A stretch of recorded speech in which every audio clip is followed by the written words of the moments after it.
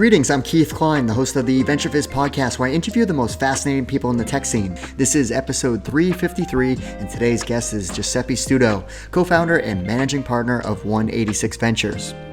Did you know that the venture capital industry originated in Boston back in 1946 with the founding of American Research and Development Corporation, which went on to back Digital Equipment Corporation and saw a 1200x return when the company went public? Since then, Boston has been very fortunate to have a steady stream of venture capital investors at all stages to foster the local startup ecosystem, and one of the newest firms is 186 Ventures.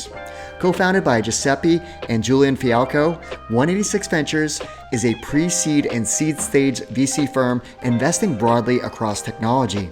I kept hearing about the firm, so I was excited to interview Giuseppe for the podcast, as they have been out there hustling and have been earning the respect from entrepreneurs and their peers in the VC industry. In this episode of our podcast, we cover lots of great topics, like a discussion around the importance of investor and founder alignment, how a conference at Stanford changed the trajectory of his career into entrepreneurship, the full background story of Smack High and how they evolved to FAM, the first live group video application for iMessage, including how Jeff Busgang's book, Mastering the VC Game, helped them raise venture funding from Jeff, the full story of how the acquisition by DraftKings came to fruition, the details about 186 Ventures and what they are targeting for investments, the 4 fundamental parts of a business that really matter, the importance of building a repeatable sales model for not only your go-to-market strategy, but also how it factors into raising capital, why Boston is the best place to build an AI startup, and so much more. Okay, quick side note. Did you know that we launched a new invite-only offering called VentureFizz Communities? It connects people in specific job functions with the opportunity to grow their network, learn from each other, have access to a centralized library of resources, job opportunities, invite-only events, and so much more. The first community that we are building is focused on product managers in the Boston tech scene, and over 150 of the top PMs have already joined. So if you fit the bill, go to venturefizz.com/communities to request an invite. All right, without further ado, here's my interview with Giuseppe. Giuseppe, thanks so much for joining us. Thank you for having me, Keith. I'm excited for the discussion today. I am so excited. 186 Ventures, I feel like, is just making monster waves in the Boston tech scene, obviously beyond, but I don't know, I just feel like your name comes up a lot and your firm's name comes up a lot. So it's very obvious that you guys are out there and really making an impact. So I was excited to talk to you for the podcast. But before we get into your background story, there was something out there that I had noticed that you had written about and maybe talked about on other podcasts. And I think it's something that maybe a lot of entrepreneurs don't even think about, and that's investor-founder alignment. So what does that mean, and why is that important? Sure. So it's certainly and first and foremost, thank you for all the kind words. Excited to dive into all of that. Specific to investor-founder alignment, it's an expression that is commonly used, for good reason. I think sometimes it's used way too loosely, but at least from my perspective and the way that we think about that at 186 Ventures, what it means is being able to resonate across the table with a founder at the most root, deepest levels, where it starts with kind of that element of rapport and trust, and then being able to understand what are the things that founders think about during the formative phases of company development, as they think about raising capital, as they think about building their product, as they think about building their team, as they think about overcoming the seemingly endless amounts of obstacles. How can a founder align with an investor and vice versa through all of the aforementioned things? So it can be very abstract, but it can be specific to each of those things. And we believe when you're partnering with a founder, pre-product market fit, pre-5 million in annual revenue, right? So where the company is super early and it's still riddled with a ton of risk. And of course, companies, even after they raise their Series A, and in some cases even Series B, they still have a ton of risk, right? And arguably growth stage companies have a ton of risk. But at the seed stage, it's exaggerated. It's very amplified. And so for us, And for what we tell founders is you don't know what is going to potentially put your company at grave risk a year, 2 years, 3 years from now. It may be the fact that you are unable to hire the people that you need. It may be the fact that you're unable to raise the next round of financing. It may be the fact that you're unable to get your product to a certain level of polish and excellence that your customers want and get delight from. And it could be any of those things. It could be a combination of those things. And it's extremely important to be partnered with investors who have lived through all those risks so they can be patient, they can be thoughtful, and most importantly, they can be actually helpful in guiding founders through overcoming the inevitable challenges that come with building a technology company in a very, very saturated competitive environment. Yeah, I agree with that. I mean, not to say that someone who doesn't have experience as an entrepreneur and operator wouldn't be successful as a VC, which I'm sure there's lots of them very successful, but I think that just have those, that background of building a company, experiencing it firsthand, and being able to guide your portfolio companies around the twisty turny ways of a startup can go is super beneficial. Sure, it's helpful. It's certainly helpful. And to your point, there are many VCs out there and many of my peers who may have not founded a company, but that can really effectively guide a founder and latch on with that alignment that I just described. All right, so let's talk about your background. So where'd you grow up? What were you like as a child? So I grew up in a town called Malden, Massachusetts. My parents and my brother immigrated here from Sicily in the 80s. And then I was the firstborn in my family here in the US. And Malden's if you don't know it, or for those that don't know it, is Metro Boston town, kind of a suburb, kind of a city feel, right off the Orange Line. I And lived I right next guess, to the Malden Center T station for probably 4 years, I think, out of college. So I was a all right, Maldenite. so you're very familiar with it. That's near and dear to my heart, Malden, and it still is and always will be, to some extent. And it grew up there. Went to middle school and high school in Malden. Then did my undergrad in Boston. So it was always Boston, kind of greater Boston based, I guess. What was I like as a child? Um, I was always very curious. I was not the best student, believe it or not. Not because of, I guess I always had fine grades, but more so could never really keep still. I could never really stick to whatever the curriculum was in school. And I always found myself, I guess, trying out new things, whether it be learning how to build a computer for the first time in fourth grade, in fifth grade, back when building a motherboard and getting a processor unit to work was pretty tough at the time. And there was no YouTube, and you kind of just had to figure it out yourself on whatever forums I was using at the time to look up information. And was very, very family oriented from a young age. And even to this day, family was very important for me and obviously the people around me, my family members. So kind of culturally that was integrated in my mind. And yeah, so that's kind of what I was as a child and always, I guess, growing up in an immigrant style type family, everything didn't always come easy to us, from whether it be thinking about how to pay for school or thinking about how to get a job, whatever else, right? Integrating into the local culture. And so that kind of, I guess, from a young age, I was forced in a good way. And I love that I was forced to kind of figure out a lot of things out on my own. And that's probably a big part of where my curiosity stems from and for, various things in this world, I guess. So went on to study finance at BU, but there was like, was entrepreneurship always something that you were considering? Because you shared a link to an article that you had written on your blog about this Stanford Basis course, which we got to talk about that because it was like, I think 12 years ago, or well, since this was written, maybe 13 years ago now. And it's just like a who's who of Silicon Valley tech that were all part of this curriculum. So it Sure. was pretty amazing. Yeah, that was, I'm glad you brought that up because that was, in hindsight, there are probably easily top five most influential inflection points in my personal and professional trajectory. I guess to answer the question directly, no, I never really thought I was going to be particularly entrepreneurial during middle school or high school, rather. In middle school, I really didn't know what I was doing at all. But in high school and in college, it was kind of always there. I knew that it existed, I never really thought it was for me. I think part of it was a confidence issue. I always had a chip on my shoulder and trying to, and this is why I studied finance, is because I always tried to think about how do I make as much money as possible because I never grew up with it. My family always, we always kind of needed it, right? So I would always think about, all right, how do I help my family as much as possible? Well, earn, income, right? And so investment banking makes a lot of sense to do that.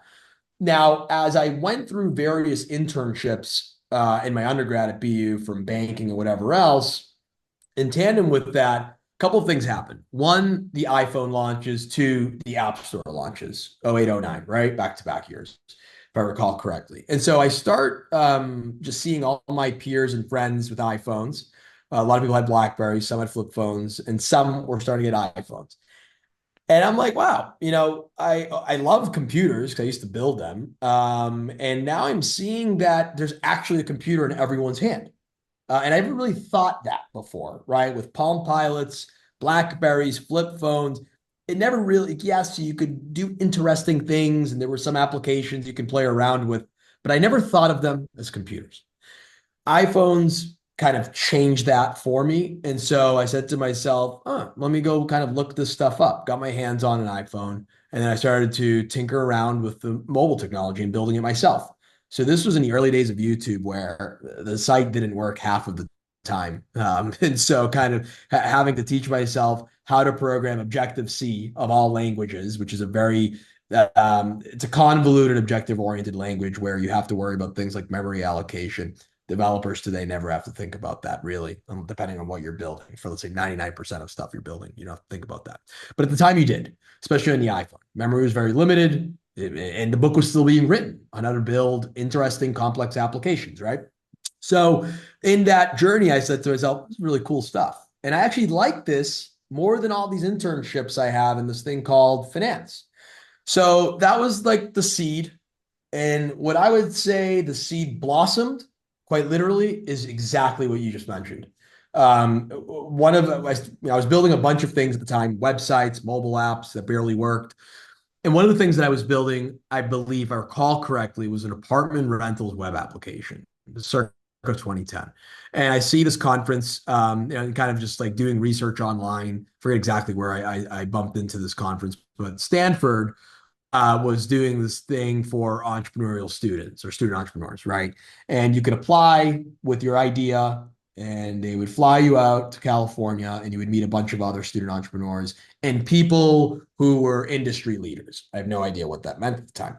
So I applied, and I think they only selected they selected 40 student entrepreneurs from Stanford, 40 student entrepreneurs from other universities. Somehow, a city kid from Malden gets in. And I honestly couldn't believe it when they admitted me. So next thing I know, I was on a flight to California, my first time in California. And of course, now I'll start getting into why it was so impactful, right? From the moment I step on the plane, the person sitting to my left, who to this day is a friend and a peer, is someone by the name of Peter Reinhardt. And at the time he was building, I think it was Classmetric. He ended up rebranding to Segment, which sold to Twilio for $3 billion, whenever it was. But at the time, they were early. I think he was talking to me about how he had his first Y Combinator interview coming up and he was nervous about it, right? So I'm like, wow, like he's, really cool. He was much smarter than me. I think he was majoring in aerospace. Point is, get to Palo Alto, and I just start meeting all these wonderful student entrepreneurs. My dorm room host, I slept on his floor for a few nights and actually ended up sleeping on his couch for several years thereafter. Every time I would visit Palo Alto was Joe Lau, who now has went on to be the co-founder of Alchemy, which is a blockchain developer infrastructure company, now worth, I think, about $10 billion. And so I was surrounded by people like that and all sorts of people who were industry leaders, right? So I think Marissa Mayer at the time was still at Google. And she gave an incredible story about how before she took the Google job offer in the 90s, she was thinking about going to all these banks, all these consulting firms. But one story that sticks with me is how she talked about how one of her mentors at the time, who was, I think, a postdoc a professor at Stanford, told her, when you're young, do things that make you incredibly uncomfortable. You'll never regret it. That stuck with me, right? And so things like that, between the connections I made there, and just the kind of stories I heard from people like Marissa, gave me the confidence to say, you know what? Even though I actually didn't have anything to lose, but even though I guess I had some job offers on Wall Street that I was giving up, I said, I'm going to go for this thing called technology. That conference, aside the relationships that I had from it, was single-handedly the biggest reason why I said to myself, I'm going to just go full-time on building mobile apps and trying to build interesting technology that could solve interesting problems in this world. And it was one of the best things, hands down, to ever happen to me. That's so cool. And I think the takeaway I got from that is do things that make you uncomfortable. You took a risk, you flew across the country, like you said, Malden, BU with all these Stanford, entrepreneurial It minded was students. intimidating. It I was would very, imagine so. As a student in college, I'd be like you said, like I didn't know what venture capital was in college. I mean, God, no. Like kids do it, now, which is awesome, but back then it wasn't really a known thing. Like so, it wasn't at all. And I remember it was everyone, first of all, was much smarter than me. And I am not just saying that to make myself look humble. Like they just were a lot smarter than me. And I remember it was the first VC I ever met was at this conference, Roloff, who now runs Sequoia. And I right. pitched on this idea because I'm like, hey, you were at PayPal, right? I think he was their CFO, but he was early on at PayPal. I think like 2 minutes in, he's like, hey, don't touch anything with money transmission, okay? Because we were trying to do a bunch of payment processing for landlords and students paying their rent. And I'm like, oh man, I'm not as smart as I thought I was. So it was very humbling in many ways, and I learned a lot. And but yeah, it's great, great, great experience. Good stuff. Yeah, Gary Tan, who's now running Y Combinator, just great He list. Fun, fun. I'll include the what we're talking about this blog post in the notes of the show when we publish it. So, all right. So, how did you actually get to the point of building a company? So, following my undergrad, I rented an office space with a friend of mine who was also building a bunch of stuff. We kind of had a little bit of a mobile and web development consulting company on the side that we would generate some income from. But we were building kind of our own projects on the side beyond that. And to kind of bootstrap myself further, I was actually waiting tables at nighttime at a local restaurant based in Boston. And so for about a year and a half, 2 years, iterate on various mobile and web projects. And one of them stuck. The project at the time was called Smack Eye. We inevitably ended up rebranding it to FAM. But the problem set that we focused on, the first product, was to basically streamline communications in a much more natively sound way for younger generations, particularly high school students. And what kind of the aha moment was at the time, Snap was kind of fledgling. Facebook was really not being used by teenagers at that point very much. Twitter was very popular at the time with teenagers. So we ended up building a web form and web application that connected to Twitter. And at the time, Twitter's API was a bit more open and a bit more just easier to use, I think, compared with today. There's a lot more rules today, but obviously it's come a long way in different ways too. But at the time, we said to ourselves, okay, let's make it easy for high school students to share hyper local news around about their high schools. And let's use Twitter as a great vehicle to acquire critical mass within any individual high school. And by doing that, over the course of a year and a half or 2 years, we built up an audience of about 500,000 high school subscribers across 11,000 high schools. So representing 1/3 of the nation's high schools. And there were, the density in terms of how deep we were in any one given high school population varied, of course. And through that, though, we started to iterate from helping younger generations share text content, then share photo content, then share static video content, then share live video content, and then share group video content. So we're talking 5 different products, right? And in consumer, that's where you really have to iterate very quickly. And our feedback loops would compress over time. We got a lot better at testing out different experiences over time. But what we basically built the company around was multi-party video infrastructure that performed very well in low compute environments, so think mobile. And the product that really took off was called FAM, which was the first private group FaceTime product that you could use on the iOS. So the credit really goes to one of my co-founders, Kevin Flynn. He really had the idea for our flagship product, FAM, which was the first group FaceTime experience in a private manner for the iOS, right? And so it was right around Thanksgiving, and we're in 2016. So at this point, context, we've been building the company for a few years.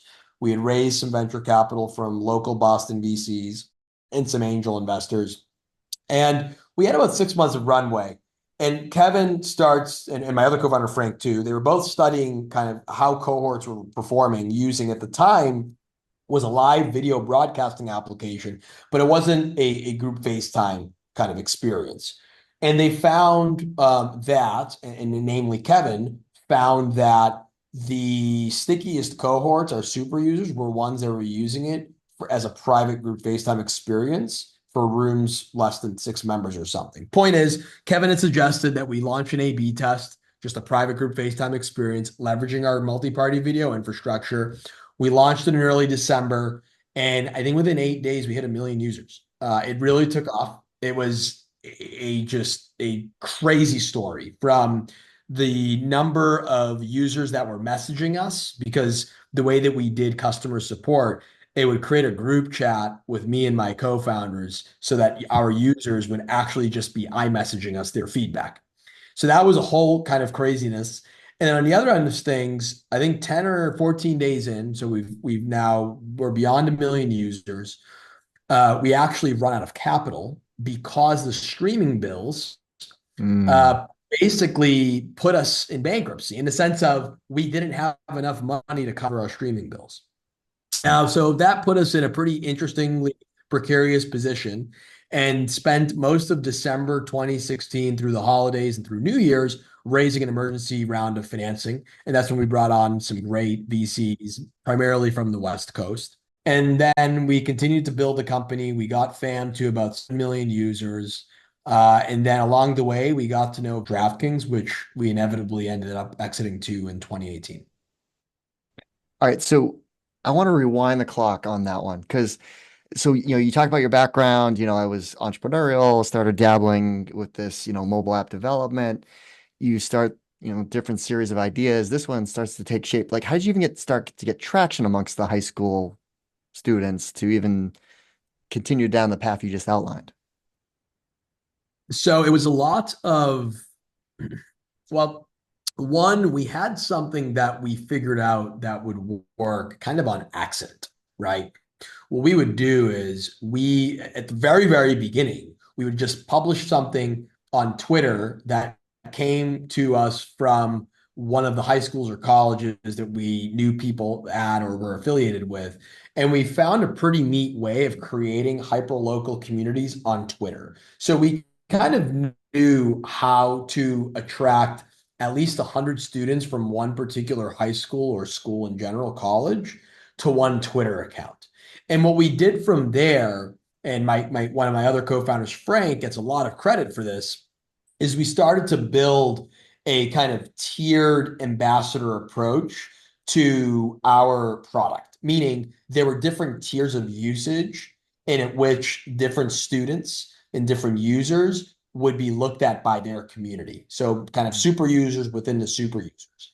And so by doing that, we constantly had a pipeline of very excited high school students that would be our testers. So every time we had a new feature that we would release or a new product that we would release, we had a great testing ground of high school students that would give us immediate feedback. Now, as we're doing this testing, we're building up more and more hyper-local communities across the United States through the content that high school students themselves were publishing.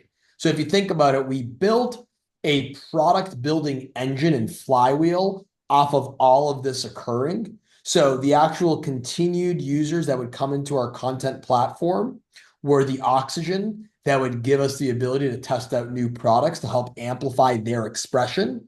And then over time, we would just see which products would perform very well. And then it was obviously abundantly clear by the time we launched our fourth or fifth product in FAM, being supported by the multi-party video infrastructure we built over time, that was the winner.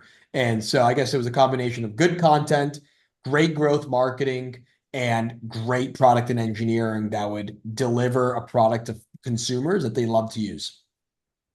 And then how did you go about raising that first initial seed round of capital, not the emergency round? Because it was Jeff Busking at Flybridge, Boston Seed Capital, and I, I just remember Smack High when you guys were starting out. And I'm like, I think there was something we did with them from VentureFizz. So I was looking through the archives of my email, prepping for this, and there was an investor note from Wang Chang because I was a part of his angel Yeah. list syndicate. You know, sharing this with his network. So I read that. So, anyways, you had Wayne and Brian Shin and all these great, angel investors too. So for someone that hasn't, you didn't really have that presence in Boston like you do now to raise that from those people is pretty impressive. Sure. It was a lot of cold emailing, and just doing my best to build out the network, I guess. If I think about the approaches that I used in 2013 and in 2014, because we've raised the angel round in spring of 2015, then we raised the venture round that you're referring to later that year in the summertime, and then we raised another venture round from others like NEA, Bessemer, and so on later in late 2016. But if we go back to the beginning, how did I build out a network of angel investors or VCs? It was a lot of cold emailing. I remember AngelList at the time, it was around, but there weren't as many angels as you would think on there. And there were some people that were very, very receptive to my cold emails. And never forget it. One of the people that responded to me, who ended up introducing me to a few VCs, was actually Jason Citron, who's now the founder of Discord. I forget at the time what he was building. But he responded. He connected me with one of his VCs at Benchmark and some others. So it was a lot of that, just emailing people, most of which didn't respond, but the ones that did, I would meet them for coffee if I could, or hop on the phone with them or on Skype, right? Because I don't think at the time I was using Zoom or Google Hangout. Right. And I just tried my best to impress people and just kind of handled every relationship with care. And all of that inevitably led to raising an angel round, right? So my very first angel investor, I'll never forget it, was a man, which I'm sure you're aware of by the name of Joe Caruso. Oh So, yeah. He was just on and the podcast. oh, was it? Oh, all right. So he was our number one. And then from there, he introduced me to some great people. And then I think Jeff Busking in particular, I don't think he knows this actually, but I remember in 2014, there was this one individual who was helping us out with intros. He connected me with Antonio Rodriguez from Matrix, Jeff Mhm. Busking from Flybridge. I think John Carlin at the time was with Atlas before they became Mhm. Accomplice, right? There Yep. were a few others. Everyone passed on us. And Jeff Busking gave this feedback of, we'd want to see, I think he said we'd want to see, and I don't think he knows the story, at least 500,000 users. This is now in the fall of 2014. So he didn't even take the intro, right? From this person who's trying to connect us. And then later on in 2015, post this first angel round, I get into Techstars and me and my co-founders are kind of building there. I think it was only us and maybe one or two. And in that atmosphere, we were reconnected with Jeff Busking. He came by to kind of check out the cohort of companies. So I reconnected with Jeff after, and he didn't know we were on this email thread, or we were trying to meet him in 2014. And he meets us in 2015 at Techstars, at the Techstars office. I think their offices were at 125 Lincoln, right? So right by Mhm. Chinatown here in Boston. Yep. And I forget who said, "Oh, you two need to chat." Someone in the Techstars office said, "Hey, Jeff, hey, Giuseppe, you two need to chat." Jeff, great at VC, Giuseppe, and his team, great, great founders.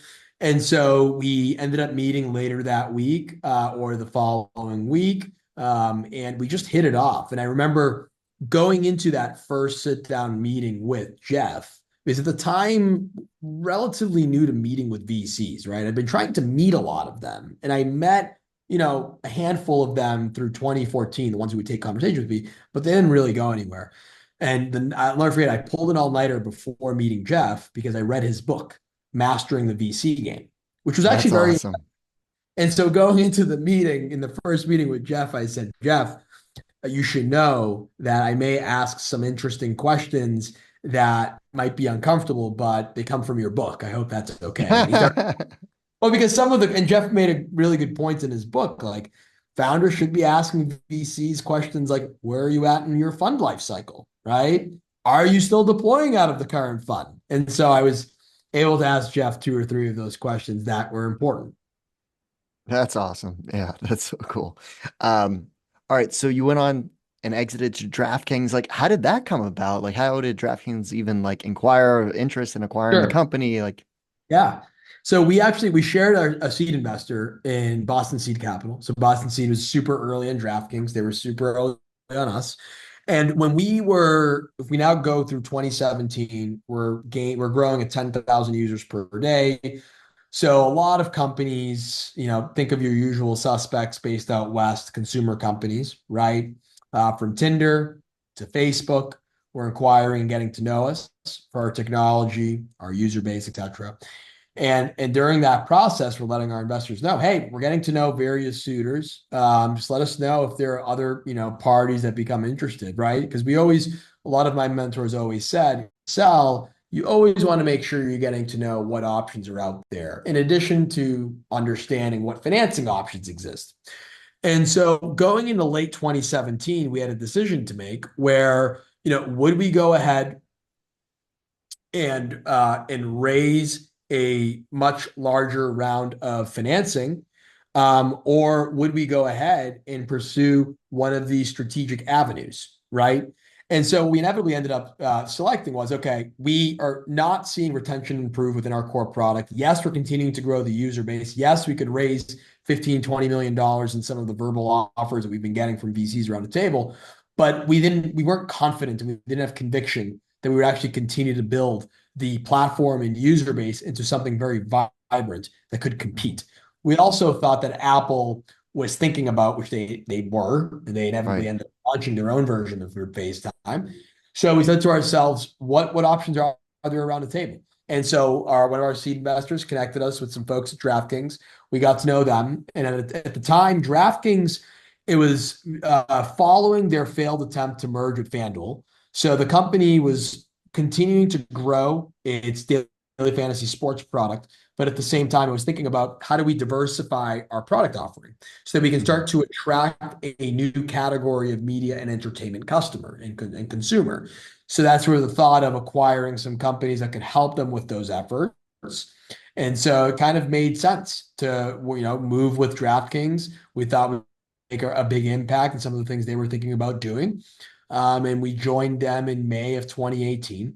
So that was actually the exit to DraftKings. And then at the same time, that's actually where I met Julian, who's now my co-founder on 186 Ventures. So a lot of interesting things we can kind of talk about there as well. Well, perfect segue. So how did you get involved in investing and ultimately building 186 Ventures? So inevitably, where we ended up was Julian was an early employee. Julian Fialkow, my co-founder now, was an early employee at DraftKings. I landed on the product strategy team within the media organization. So the division that was responsible for building products to attract an entirely new category of media and entertainment consumer, mainly with free products outside of daily fantasy sports, right? And so we met because we were both reporting up to the same executive, Ezra Kucharz, who I believe had joined the company 9 months or so prior from CBS to kind of help DraftKings figure out, okay, how do we reposition ourselves or how do we go after a media and entertainment consumer beyond our daily fantasy sports product? So we were both working for Ezra, and we became good friends. That was the genesis of our partnership together. And after becoming good friends, collaborating within DraftKings, spending time with each other outside of DraftKings, we said to ourselves at the tail end of 2018, hey, why don't we go ahead and start pooling our capital together and start angel investing in early stage founders? Because Julian and I were both meeting founders from around the Boston area and sometimes even beyond who were looking for advice. And folks were sending them to us for that advice. And then we also started to get the word out there that we were open to investing in some of these companies.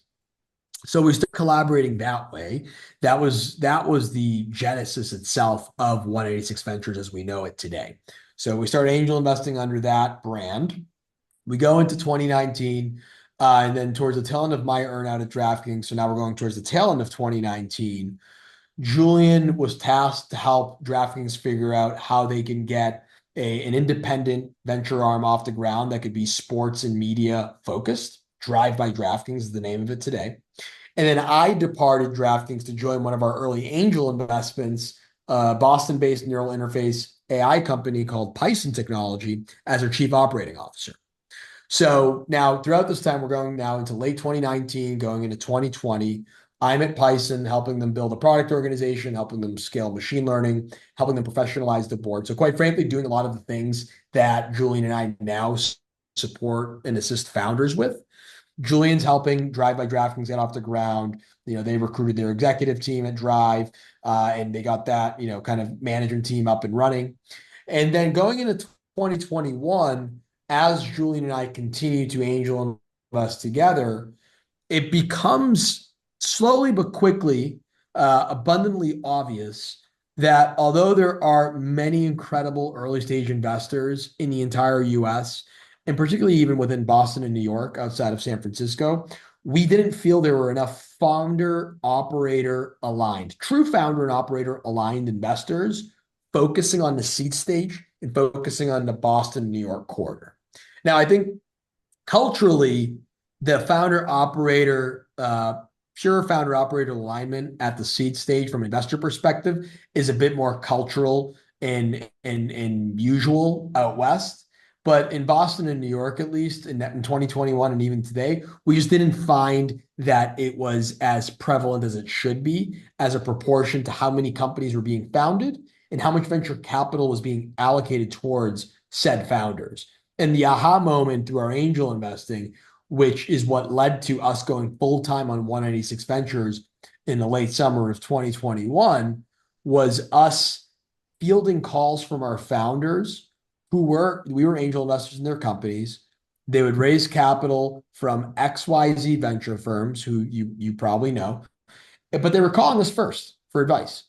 And so we're thinking to ourselves, why are founders coming to angel investors for support and advice who invested $25,000 and not their VCs at XYZ blue chip that wrote a $3 million check, right? So that sent us down a rabbit hole. And between track record, Julian and I loving to work together, and just the ecosystem that we were starting to build out without realizing it, we said we could build an early stage franchise in Boston and New York for decades to come. Let's go ahead and do it. Very, very cool. What was 186? So 186,000 miles per second is the constant rate of light in a vacuum. So to this day, it sounds cliche, right? So moving very quickly. But it really is the way that we have stood out in some parts so far when getting to know founders, whether it's getting to know them ahead of their financing, whether it's how we support them post-financing.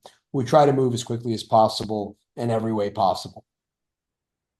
All right, so let's bring everyone up to speed on 186 Ventures. Like, what area are you focused on? Stage, like all the details. Sure. So we're a $37 million fund one seed focused fund based in Boston and New York, investing on average $250,000 up to $1.5 million, leading, co-leading, participating in seed rounds. So we're industry agnostic in nature. So the way that we view the world is we have a bunch of great founders and operators who are peers of ours that we've gotten to know for north of a decade in Boston and New York primarily, and to a lesser extent in other innovation hubs. Also, all the founders that we've invested in as angel investors and so on. And we believe that the next generation of builders and operators are going to inform our themes in what we should be thinking about. So we're industry agnostic, but at the same time, we're very thematic in the problems that we choose to focus on by virtue of the folks that we're surrounded by on the founder and operator side on a day-to-day basis. And so we are open to backing B2B fintech. We're open to backing B2B healthcare. Of course, we have different benchmarks in different criteria, depending on the industry and depending on the approach. But we like to think of ourselves as fueling the next generation of founders, building technology-enabled businesses, and with no one specific sector focus. So, you have your portfolio on your website, like most VCs. So, but what are a couple portfolio examples? So a couple of examples. First is a company by the name of Credit with a K. So they're building payment infrastructure and software as a service workflow products for the debt collection space. So I think there's upwards to $100 billion of debt collected on annually, and there's really little to no infrastructure that exists to make it a painless, seamless experience for the debt collection industry that is helping consumers settle on their debt or their advisors helping consumers settle on that debt. So it's a big set of infrastructure and embedded product that helps a sizable part of the financial services industry. And that company, we led their seed round in summer of 2022. Since then, they've grown quite considerably. And then maybe another example of a company that we've backed, more recent example maybe is Flagler Health. So they're an AI-enabled engine that assists MSK, musculoskeletal clinics, to be able to provide better patient experiences to better heal and recover from whatever their recent procedure or surgery is. So for example, if you're a patient, you go into a clinic, you go in for a knee replacement surgery, there's a set of treatment and compliance that you need to follow in order to recover from your procedure as quickly as possible. Flagler Health allows and enables any provider that offers MSK procedures to be able to offer things called like remote therapeutic monitoring to their end patients by virtue of their AI and their workflow engines that they offer clinics. And so if you're a provider, the only way that you can offer things like remote therapeutic monitoring today is if you staff up and you increase your administrative burden, you increase your overhead, and so on.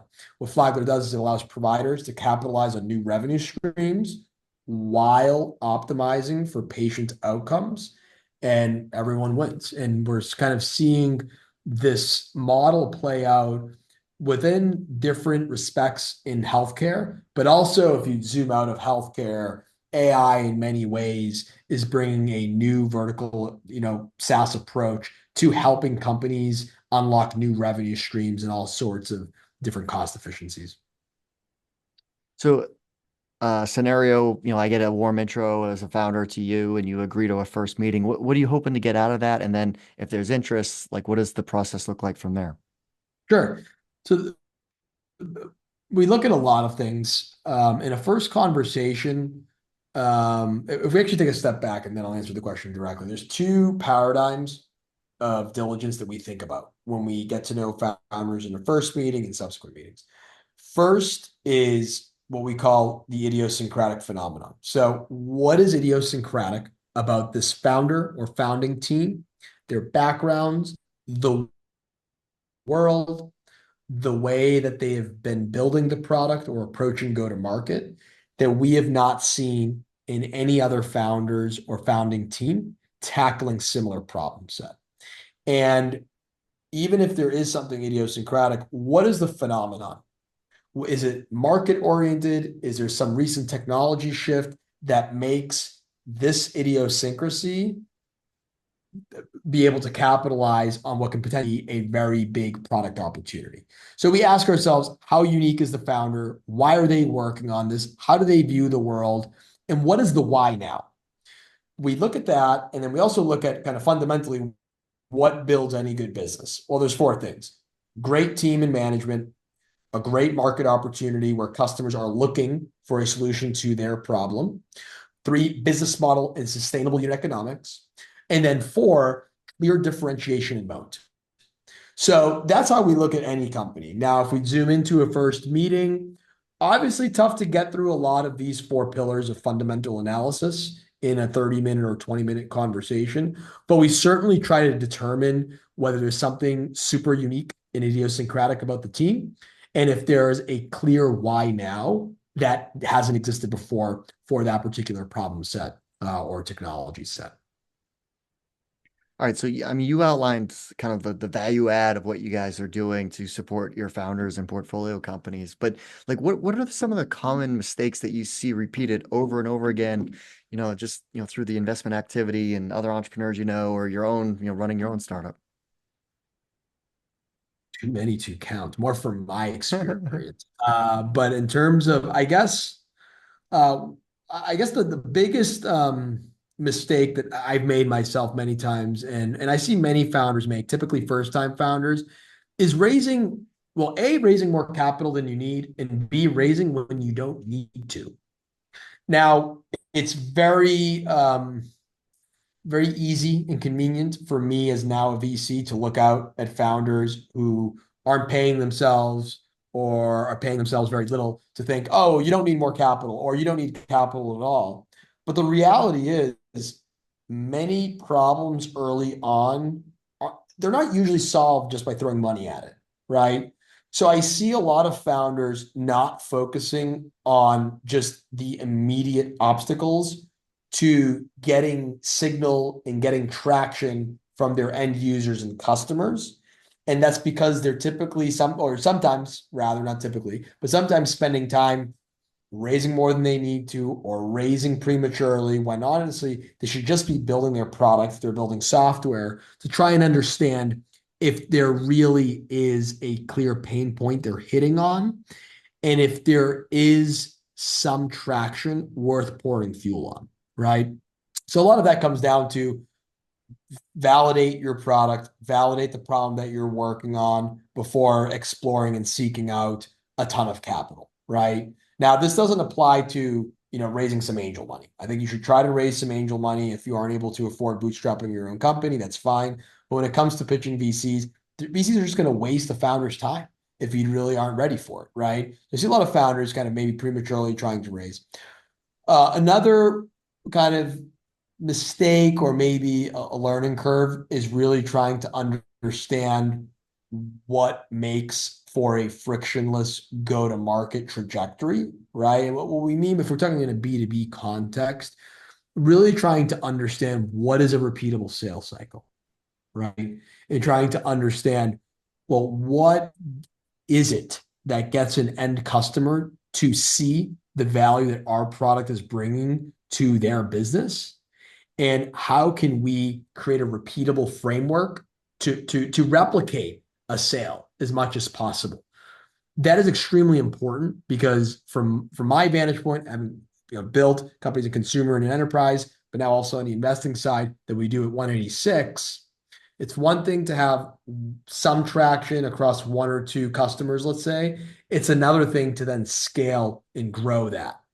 And the delta in learning between the two can be quite vast depending on the industry that you're in. For example, healthcare.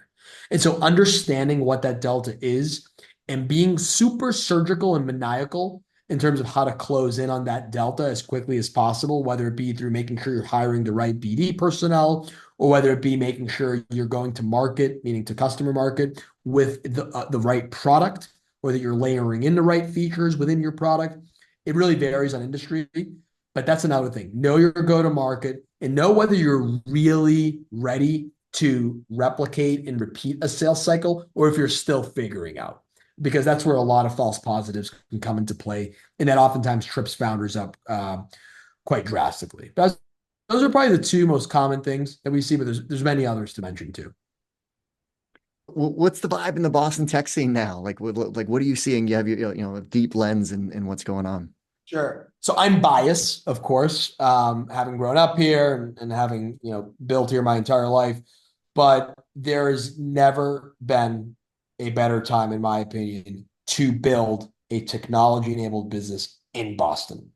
We spend a lot of time in New York. I personally spend a lot of time in New York. My co-founder, Julian, now lives there and spends most of his time there. And there's a lot of activity going on there. There's always a lot of activity going on in SF.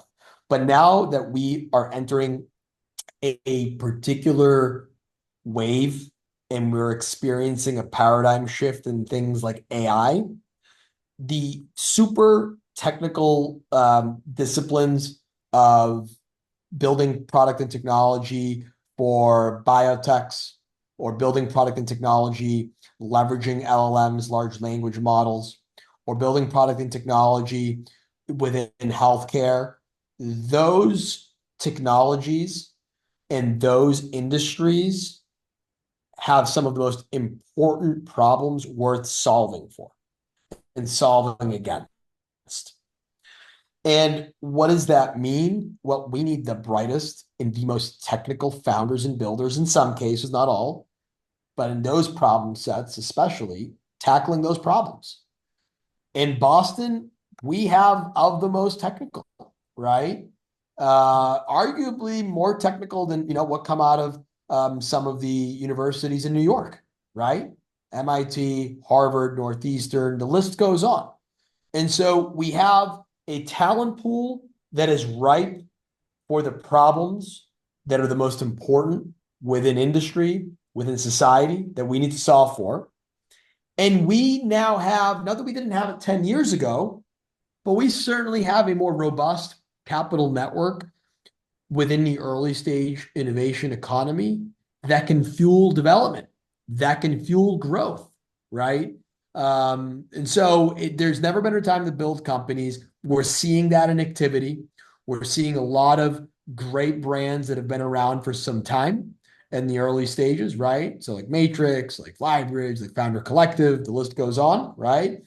And then we're also seeing a lot of upstarts like 186 and some others that are helping founders and builders capitalize on all of the exciting challenges worth going after. So yes, I'm biased, but I've never seen a more active Boston ever. And now that I think many problem sets, particularly within biotech, are becoming actionable, not just from a therapeutic perspective, but from just building software, developer tooling, and infrastructure to support the next generation and the paradigm shift happening within biotech.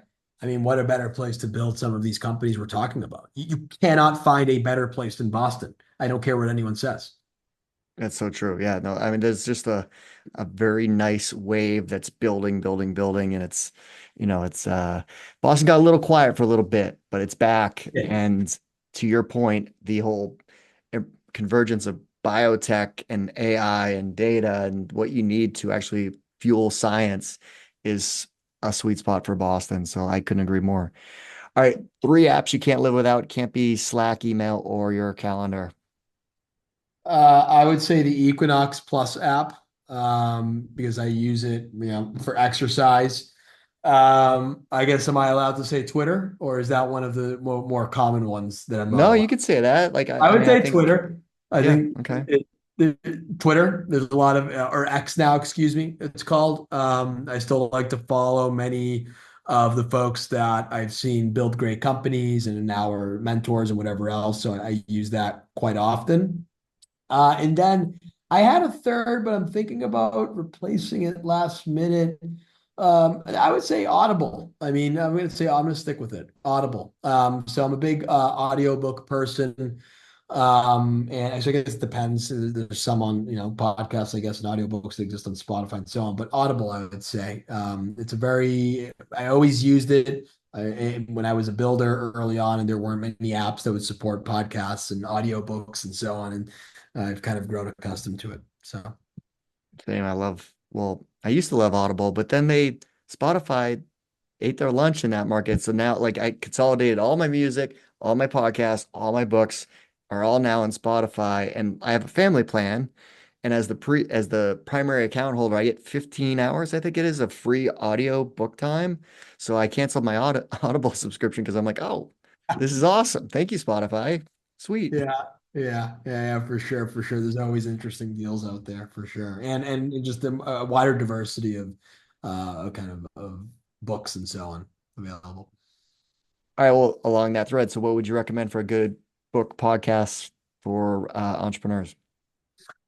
I would say, book, my favorite It's been around for a while, but Founders at Work. I mean, Founders at Work is it's by Jessica Livingston. It was one of the earliest reads I ever had as a founder and a builder. And it's snapshots. It's like 10, 15 page snapshots of how founders early on built some of the most iconic companies. It's a little dated by now because some of the examples are companies like Hotmail, but the lessons they still apply. So I would definitely check out Founders at Work. Hard Thing About Hard Things by Ben Horowitz. That if you're a CEO and a founder, reading that is very eye-opening and more specifically talking about a peacetime CEO, wartime CEO, peacetime leadership, wartime leadership. Definitely check it out. I guess the third, blitz scaling probably. Now, less because I think blitz scaling as a concept, and this is published by Chris Ye and Reid Hoffman. Um, Less because I think blitz scaling should apply to most slash all technology enabled businesses, more because just the way they break down the different types of businesses and the different types of advantages that businesses may have as they build their product or service and service customers is extremely enlightening and insightful. And it really gives you as a founder and builder, or even as a VC, visibility into the different levers and mechanics that are worth pouring fuel on or not pouring fuel on, right? And so it's extremely helpful to I think any founder or VC, but especially founders. So I think I'm over 350 episodes of this podcast. And maybe Founders at Work has been mentioned once, maybe never. And if this was the first time, kudos to you because that is such a great book. I think that was one of the first entrepreneurial books that I read, and I just thought it was awesome.